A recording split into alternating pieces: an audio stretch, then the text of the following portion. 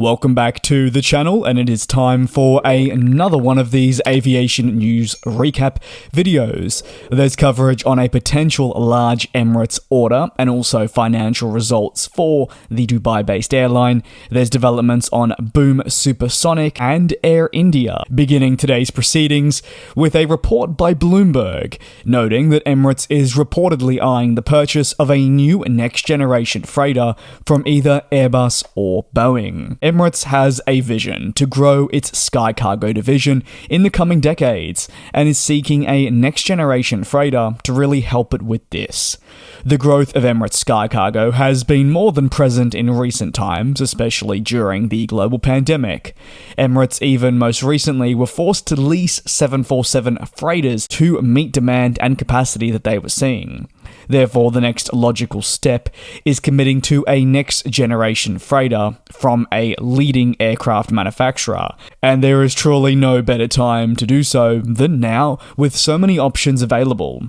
The two aircraft options that have been proposed, if you will, to the Dubai-based airline includes the upcoming A350 freighter from Airbus and your 777-8 freighter from Boeing. These two leading freighters are really set to power companies' operations for many decades to come once they do launch. Emirates believes now is the perfect time to evaluate the options of aircraft on offer to them and understand what will best suit their operations.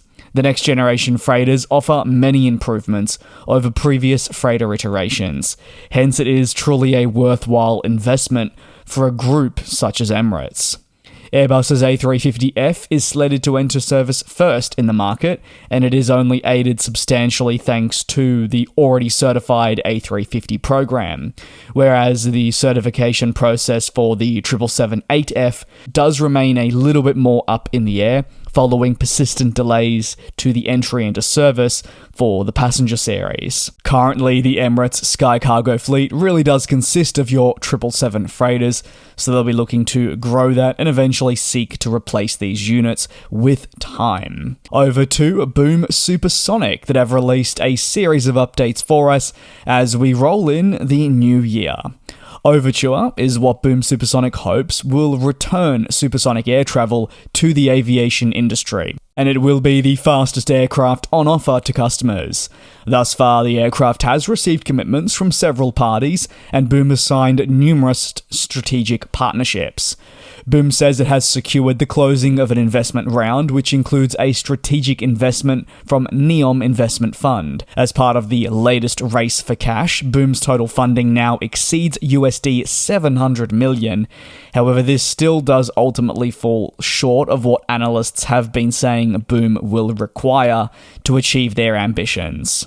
On to the next update from them, and this surrounds their XB1 demonstrator, which after many years of delays, pushback and such, Boom says will complete its first flight later this year.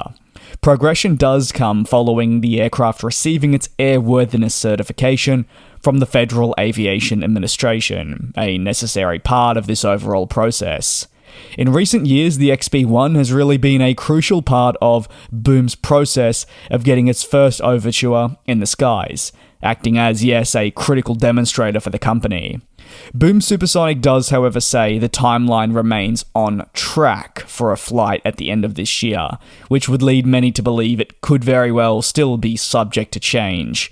This isn't the first time the company has stated a flight would take place. It's been ongoing now for 4 to 5 years, so as a result, you'll find some may be still very skeptical. However, it is hard to argue with the fact that Boom would apparently be now closer than ever to be having this demonstrator in the air thanks to the certification. Meanwhile, Boom's Super Factory, which is going to be very important in hopefully producing the eventual Overture, is progressing ahead of schedule per the company. Late September saw Boom commemorate the topping out of the Super Factory. The past 6 weeks have seen the decking on the top of the structure, pouring the concrete floor, and installing the metal side panels. The expectation is that completion will come in the second quarter of 2024, which would actually be ahead of the company's original schedule that it did lay out.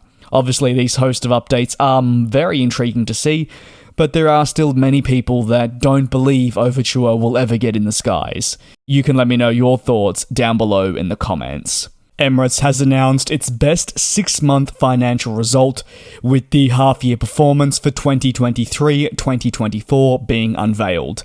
Emirates recorded a half-year profit of USD 2.7 billion. This is staggeringly up 138% for the same period 1 year prior. Previously, the highest ever half-year profit recorded by the Emirates Group was only at USD 1.2 billion. It really represents the substantial increase. The Dubai-based airline cites the strong demand for international travel across its entire route network as why the company recorded such a strong performance. Revenues also saw an increase of 20% year-on-year, reaching a total of USD 183 billion across the group. Additionally, they were able to tap into substantial cash reserves to support business needs, and I think one of the biggest takeaways from this includes the debt repayments that they've accumulated over recent years.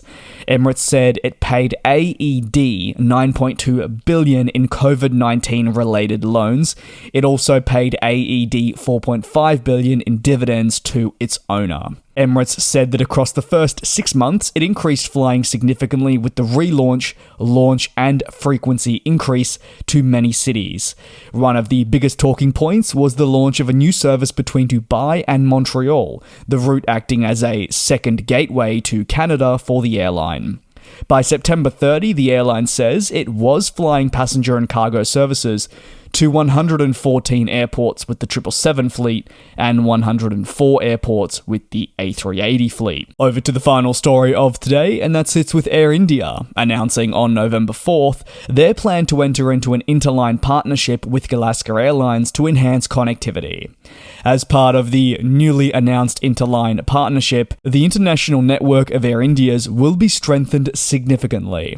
Notably, guests will be able to enjoy seamless connections from New York JFK, Newark, Washington DC, Chicago, San Francisco, and Vancouver. These gateways will act as a key port towards other destinations across the Alaska Airlines network, but the real focus has been put on the likes of the United States, Canada, and Mexico. That is going to conclude today's aviation news recap. Like I always say, if you have any thoughts, you are more than welcome to let me know down below in the comments. Stay tuned tomorrow on the channel at the exact same time for your latest industry developments. Thank you so much for the continued support that you show here. It really does mean a lot, and it's been fantastic to see that you have been enjoying the content over recent months as I have made the shift, obviously, from the shorter videos to the much longer ones. Take care, be safe, and I'll see you tomorrow.